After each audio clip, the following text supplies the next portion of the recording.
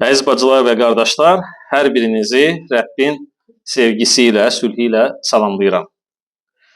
Bugünkü bizim araşdırdığımız mövzu belə olacaq: aldanmayın. Nə vaxtsa mən bu haqda biraz danışmışdım, amma daha indi bu günləri ətraflı bu mövzuya toxunacağıq. Və həmişəki kimi bir məsəl istəyərdim gətirim sizə. Təsəvvür edin ki, siz hansısa bir mağazadasınız, supermarketdəsiniz və deyirsiniz orada satıcıya ki, sizə 1 kilo düyü çəksin. Və o düyünü çəkəndə satıcı əli ilə orada tərəziyə basır ki, 1 kilo olsun. Amma halbuki orada bəlkə də 850 qram. Amma əli ilə basdıqda o sizi nə edir? Aldadır. Sizcə, sizin belə bir halla rastlaşda xoşunuza gələrdimi? Əlbəttə ki, yox. İndi gəlin tərsinə deyək. Həmin o supermarketdəsiniz, siz nəsə alırsınız və sizə deyirlər ki, ümumi toplam 9 manat ödəməlisiniz. Siz çıxardırsınız, 10 manat verirsiniz, amma sizə 9 dənə 10'luq qaytarırlar. Sizə 1 manat qaytarmalıdırlar, amma 90 manat qaytarırlar. İndi burada fikir. Eləsi var ki, insan deyər ki, nə yaxşı, götürüm də, dəvədən bir tük də qənəmətdir, qoyar cibinə. Eləsi var ki, deyər ki, axı siz düz vermədiniz.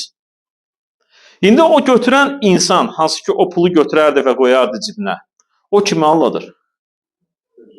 O öz-özünə o zaman aldadır. Nəinki o adamı qabağında duran, o özünü də aldadır ki, o düzgün hərəkət edir. Beləliklə, ümid edirəm ki, hər bir imanlı bilir ki, aldatmaq günahdır. Əgər diqqətimizi Əhd-i Cədidə Levlər kitabı 19-cu fəsil 11-ci ayəsinə yönəltsək, görərik ki, Allah İsrail xalqına belə deyir: oğurluq etməyin, yalan danışmayın, bir-birinizi aldatmayın. Başqa sözlə, Allahın xalqı birincisi yalan danışmamalıydı, İkincisi, biri-birini aldatmamalıydı. Bu barədə daha dərindən düşündükdə başqa böyük bir problemlə də görürük. İnsanın yalnız başqasına yalan danışması və ya onu aldatması ilə iş bitmir. Burada başqa bir problem də ortaya çıxır. Özünü aldatmaq. Özünü aldatmaq, insanın özünü aldatması reallıqdan uzaq ümidlərə bağlanmasıdır. O özünü aldatmaqla yaxşı və xoş bir şeyə ümid edir. Amma sonunda isə acı bəhrəsini toplayır. Bugün biz bəzi imanlılarla qarşılaşa bilərik ki, onlar müqəddəs yazılardan ayələri kontekstdən çıxardır. Sonra da bu ayələri öz istəklərinə uyğun başlayır yozmağa. Və Allahın adını çəkərək deyirlər ki, güya bu yerin mənası onlar üçün dediyi kimidir hələ. Çünki onlara məhz Allah bu yeri açıb. Onlar təkcə özlərini bunu inanmaqla kifayətlənmirlər. Həm də başqalarını buna inandırmağa çalışırlar. Diqqət etsək, aldanmayın sözündə iki mühüm məqam var. Birincisi, başqalarının sizi aldatmasına imkan verməyin. Diqqətli olun. İkincisi, özünüzü aldatmayın. Başqa sözlə desək, müqəddəs kitaba görə aldatmaq və ya yalan danışmaq günahdır. Lakin bəziləri bu günahda yaşaya-yaşaya özlərini ovundurur. Özlərinə təsəlli verirlər ki, güya etdikləri və dedikləri bu doğrudur. Müqəddəs kitabı oxuyarkən görürük ki, insan yalnız dünyavi həyatında deyil, həm də ruhani həyatında özünü aldatmaq təhlükəsi ilə qarşılaşır. Bəs insanlar özlərini necə aldatırlar? Əhd-i Cədiddə 4 yerdə özünü aldatmaqdan söz açır. Bugün əsasən biz bu 4 yazı yerinə baxacağıq və ümid edirəm ki, bu sözlər hər birimizin ürəyinə toxunacaq. Birinci yer Yaqub 1-ci fəsil 16-cı ayə.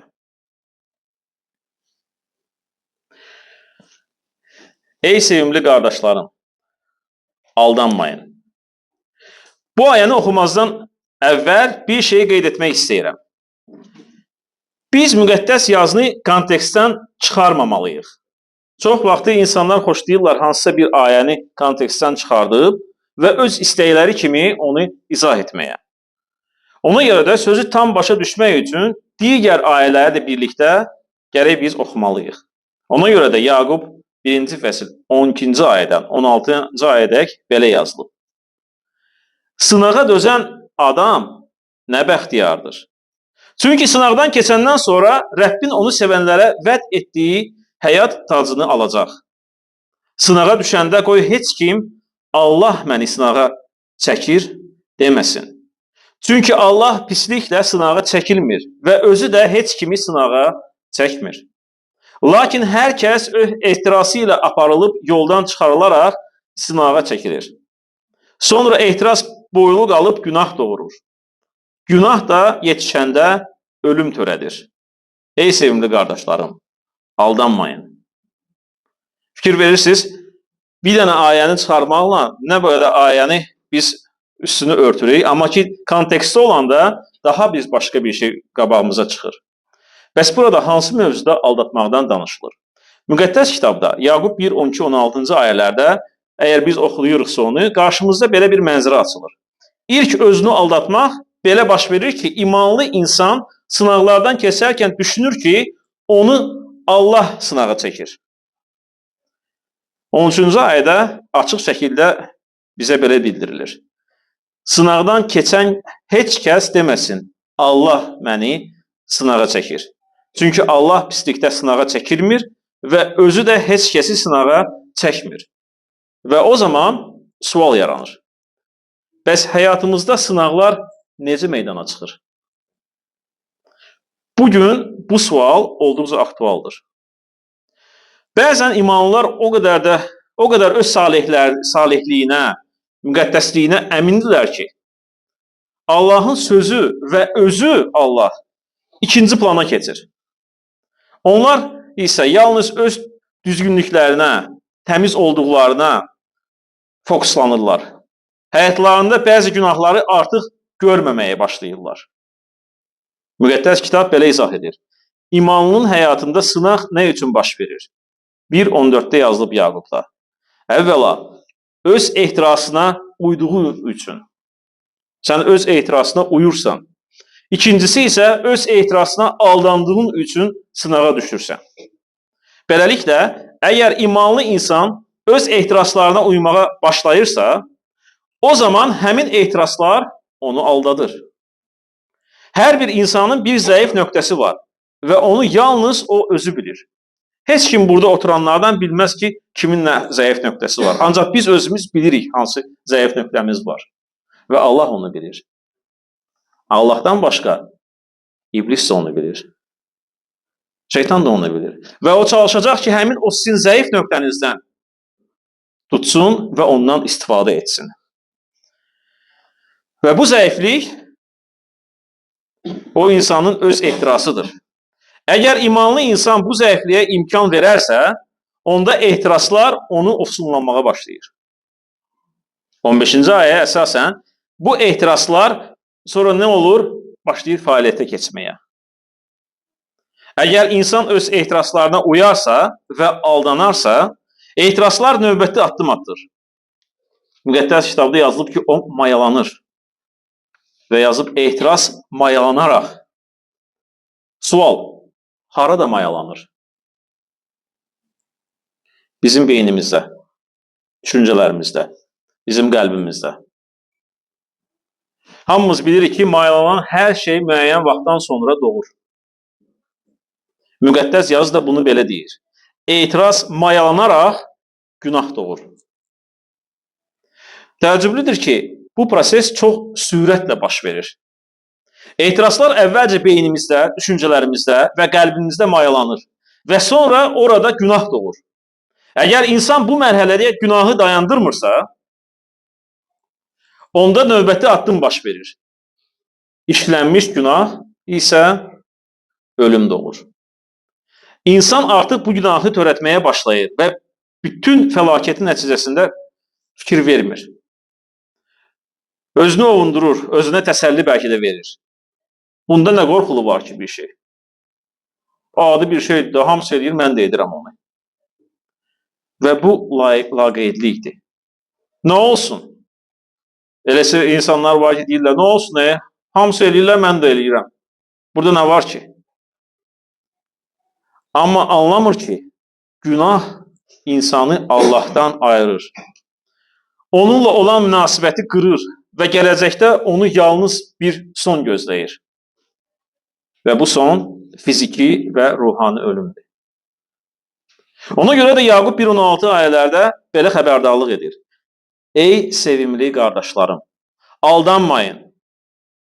Əgər həyatınızda sınaq baş verirsə, onun mənbəyinə diqqət edin. Və biz gördük ki, bu mənbə belədir. Ehtirasa uymaq, ehtirasa aldanmaq, ehtirasın mayalanması, günahın doğulması, günahın işlənməsi və ölümün doğulması. Fikir verin, nə qədər etaplar keçir. Amma insan sınaq zamanı dayansa, öz həyatını və Allahla münasibətini yenidən düşünməyə başlasa, dəyişsə, onda Yaqub 1:12-də yazılan müjdəvi vədi yaşaya bilər. Sınağa dözən adam nə bəxtiyardır. Çünki sınaqdan keçəndən sonra Rəbbin onu sevənlərə vəd etdiyi həyat tacını alacaq. İkinci müqəddəs kitabın yeri isə 1. Korinflərə 6-cı fəsil 9-cu ayədən 11-ci ayədək yazılıb. Məgər bilmirsiniz ki, haqsızlıq edənlər Allahın padşahlığını irs olaraq almayacaq? Aldanmayın. Çünki axlaqsızlar, bütpərəstlər, zinakarlar, fahişə kişilər, kişibaz kişilər, oğrular, tamahkarlar, əyyaşlar, böhtançılar, soyğunçular Allahın padşahlığını irs olaraq almayacaq. Sizlərdən bəzisi belə idi. Amma Rəbb İsa Məsihin adı ilə və Allahımızın ruhu ilə yuyulub təmizləndiniz, təqdis oldunuz və salih sayıldınız. Diqqət yetirin 9-cu ayəyə. Bir sualla burada başlanır.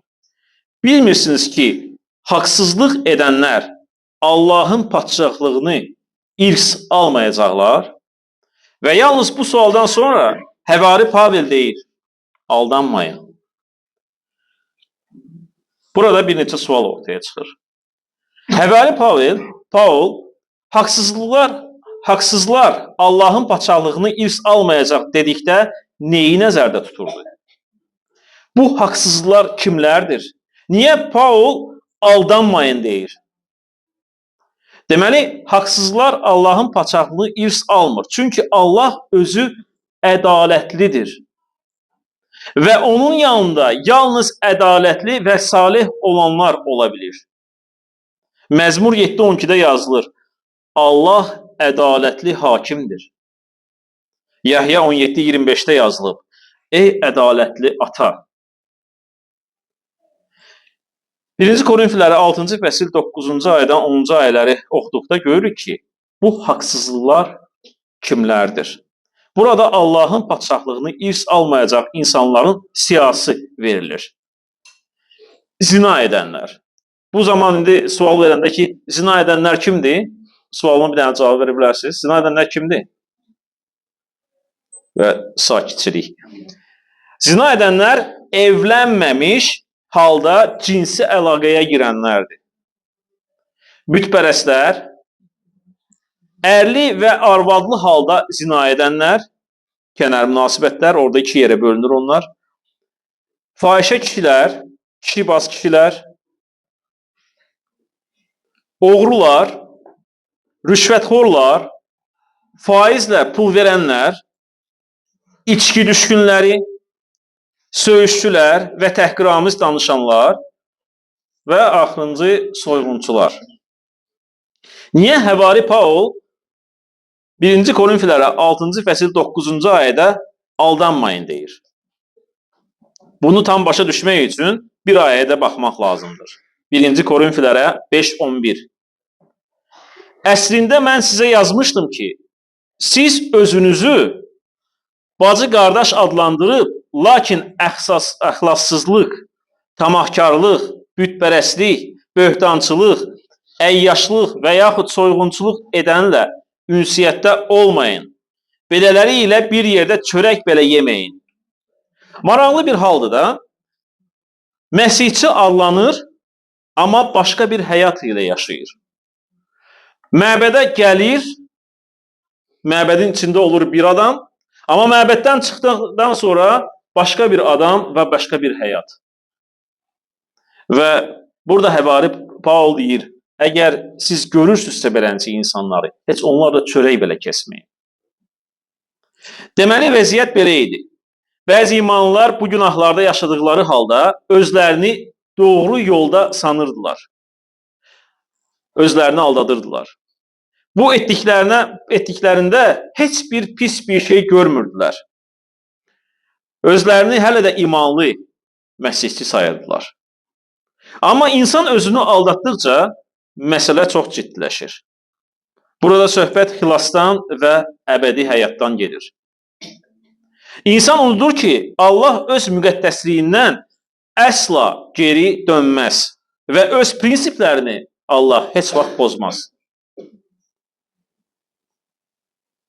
Əgər insan bilərəkdən günah işləyir və sonra ürəyində deyir ki, nə olar, sonra tövbə edərəm, Allah məni bağışlayar. Onsuz da Allah bağışlayandır. Əgər belə deyirsə, o böyük səhv edir. Çünki heç kim sabahın olub olmayacağını bilmir. Həvari Paul aldanmayın deməklə imanlara demək istəyir ki, günahdan uzaq olmalıdırlar. Buna görə də 1. Korinfilərə 6. fəsil 11. ayəsində xatırladır. Sizlərdən bəzisi belə idi.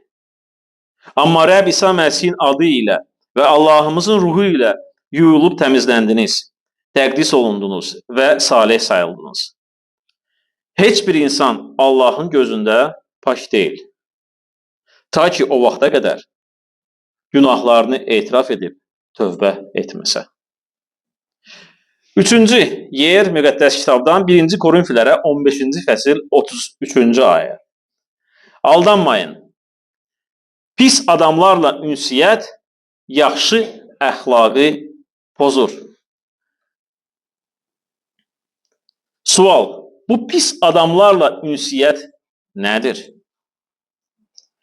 Hər birimizin bir dost çevrəsi var. Xalq arasında belə bir məsələ var. Rusca deyirlər, s kем поведешься, того и наберешься. Kiminlə gəzsən, ondan öyrənərsən mənası gəlir. Bu o deməkdir ki, biz yalnız imanlarla görüşməməliyik. O demək deyil, bir dənə yalnız imanlarla görüşməliyik. Biz bu dünyada yaşayırıqsa, deməli biz hamıyla görüşmə bilərik və görüşməliyik də. Amma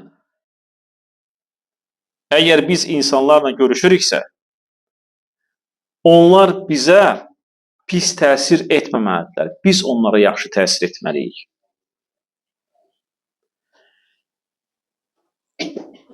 Bunu unutma. Əgər sən İsa Məsih haqqında danışmırsansa və susursansa, o zaman sənə pozğunluq və günah haqqında danışacaqlar. Əgər sən müjdədən danışmırsansa, o zaman səndə olan yaxşılıq pis insanların arasında tədricən pozulmağa başlayacaq. Bəs bu pis dostluqlar kimlərdir? Süleymanın məsəlləri 13-cü fəsil 20-ci ayədə yazılıb. Müdriklərlə gəzən müdrik olar, amma axmaqlarla dostluq edən pozular. Başqa bir onun tərcüməsini tapdım. Orada başqa cür yazılıb, deyir, hikmətli ilə oturub duran hikmət qazanar, axmaqlarla ayaqlaşan bədbəxt olar. Və Məzmur 1-ci fəsil 1-ci ayə, bir çoxlarının ən sevdiyi məzmurdur bu. Pislərin məsləhəti ilə getməyən, günahkarların yolunda dayanmayan, rişxəndçilərin arasında oturmayan insan nə bəxtiyardır. Bizim düşüncəmiz, davranışımız, xarakterimiz və danışığımız ayrılmaz şəkildə vaxtımızı necə, harada və kimlərlə keçirməyimizlə bağlıdır. Çünki o insanlar bizə təsir edir. Şeytan sənin beyninə belə fikirlər sala bilər. Sənin çox dostların var. Onlar nə edirlərsə etsinlər, sən də onlara qoşulsan, yenə də günah etməmiş olarsan. Nə olacaq ki? Amma unutma, pis dostluq canlı Allahın tanımayanlarla olan hər cür yaxınlıqdır. Bu da bizi Allahdan uzaqlaşdırır və pozur. Süleymanın məsəlləri 6-cı fəsil 27-ci ayədə yazılıb. Bir kişi qoynuna od alanda əyni başı yanmazmı? Elə insanlar var ki, deyir ki, nə olacaq? Onlar günah edirlər, mən də oturmuşam onların yanında, ondan mənə nə? O zaman sən odu üzərinə götürürsən. Sən də yanacaqsan. Sən onların yanındasan, onlar sənə təsir edəcəklər. Hər bir məsihçi ayıq olmalı və bilməlidir ki, dünya ilə dostluq, yəni dünyəvi dəyərlər üzərində qurulan münasibətlər Allahın övladlarını daxildən boşaldır. Sonra Həvari Paul 1-ci Korinflərə 15-ci fəsil 34-cü ayədə belə deyir. Ayılın, salih olun, daha günaha batmayın. Axı bəziləriniz Allah barəsində heç nə bilmir. Utanasız deyə bunu yazıram. Fikir verin, Həvari Paulun nə qədər həyəcanı var idi bu məktubu yazanda. Diqqət edin, deyir ki, ayılın, salih olun, daha günaha batmayın. Axı bəziləriniz Allah barəsində heç nə bilmir. Utanasız deyə bunu yazıram. Ayılın sözündə hansı düşüncələr gəlir? Sanki bir adam sərxoş olub və ona deyirlər, ayıl, ayılgina. Mən bir dəfə bunu misalı gətirmişdim. Bir çoxları SSR-də yaşayan insanlar bilirlər ki, SSR-nin vaxtında ayıltma məntəqələri var idi. Ayıltma məntəqələri. Ora sərxoş vəziyyətdə olanları gətirirdilər və orada özünə gələnə qədər saxlayırdılar. Yəni, insan özünə gələndən sonra, oradan sonra buraxırdılar. Ora ayıltma məntəqəsi deyilirdi. Bilirsiniz, alkoqol haqqında belə yanlış fikir var. Deyirlər, içki qızınasan. Eşitmişsiniz belə bir şey? Выпей, чтобы согреться. Amma reallıqda alkoqol insanı qızdırmır. Sadəcə toxunma hisslərini kütləşdirir. Şeytan da eyni ilə belə edir.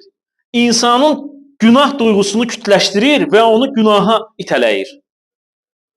Ona görə də Həvari Paul deyir, ayılın. Başqa sözlə özünüzə gəlin və şeytanın günah hissini kütləşdirməyə imkan verməyin. Və sonra əlavə edir, günah etməyin. Və ən qorxulusu, Paul burada deyir, çünki bəzi adamlarınız Allahı belə tanımır. Buna utanmağınız üçün deyirəm.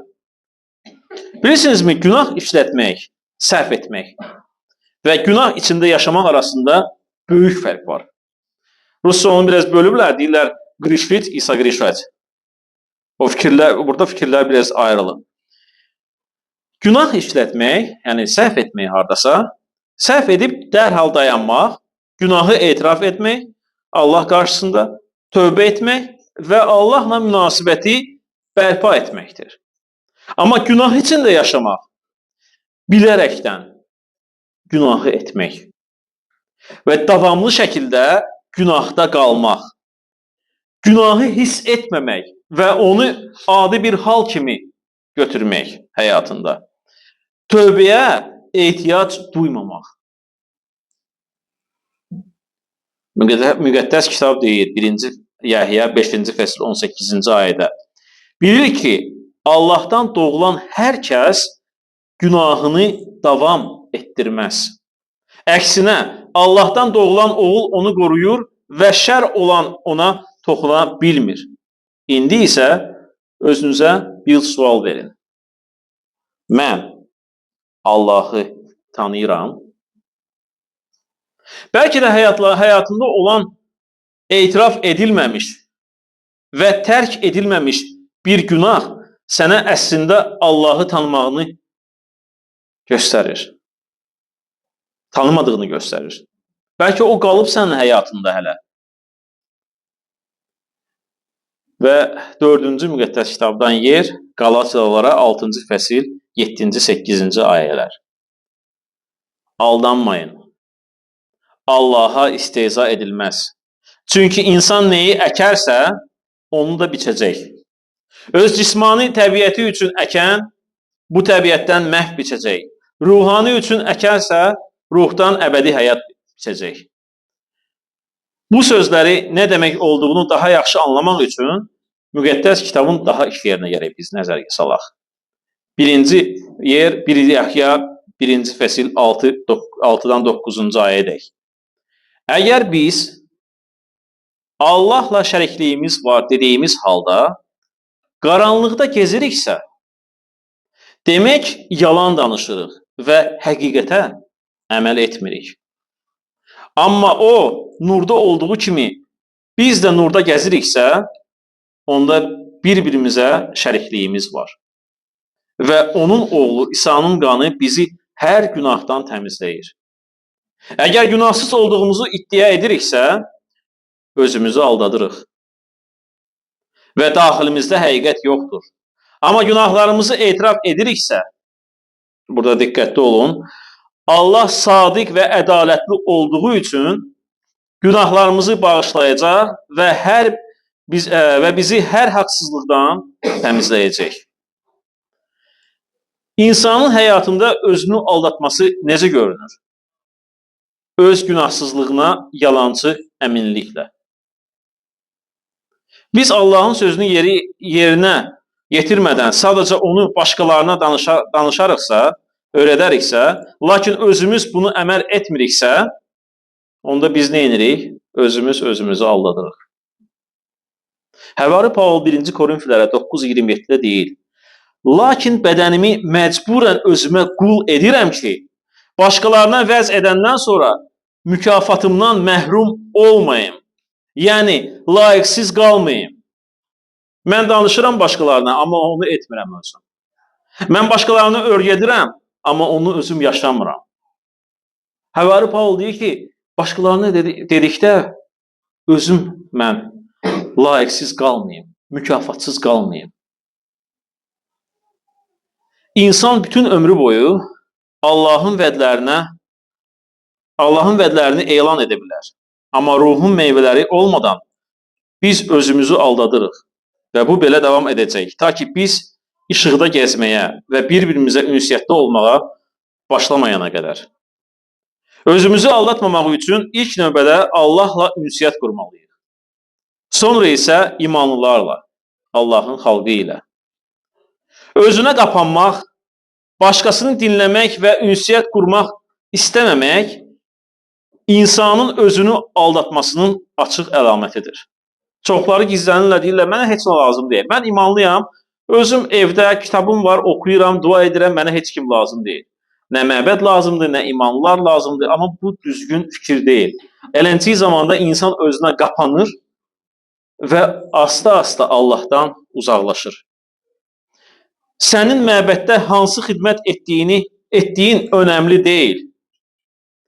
Sən icazə verməlisən ki, Allahın xalqı sənə nəsihət edə bilsin. Çünki Allah öz məbədi və öz övladları vasitəsilə fəaliyyət göstərir. İkinci yer, Yaqub 1:22-26-da. Bu kəlamın icraçısı olun. Yalnız eşidənlər olub özünüzü aldatmayın. Çünki kəlamı eşidən, amma icraçısı olmayan şəxs güzgüdə öz üzünün cizgilərinə baxan adama bənzəyir. O öz-özünə baxır, kənara çəkilir və dərhal necə olduğunu unudur. Lakin kamil qanuna azadlıq qanununa diqqətlə baxıb, ona bağlı qalan şəxs unutqan eşidən deyil, əməldə icraçıdır. Belə adam öz işində nə bəxtiyardır. Əgər sizdən biri özünün mömin olduğunu düşünür, amma ürəyini aldadıb öz dilini yüyələnmirsə, onun möminliyi puçdur. Diqqət edin. Bugün Allahın kəlamını öyrənmək üçün bizim bir çox imkanlarımız var.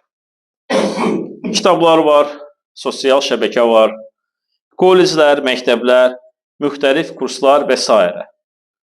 Bəziləri elə düşünürlər ki, nə qədər çox bilsələr, bir o qədər ruhani olacaqlar və başqalarını daha çox məsləhət verə biləcəklər. Amma bu da özünü aldatmaqdır. Həvari Yaqub bizə yazıb. Əgər kəlamı bilirik, amma ona əməl etmiriksə, özümüzü aldadırıq.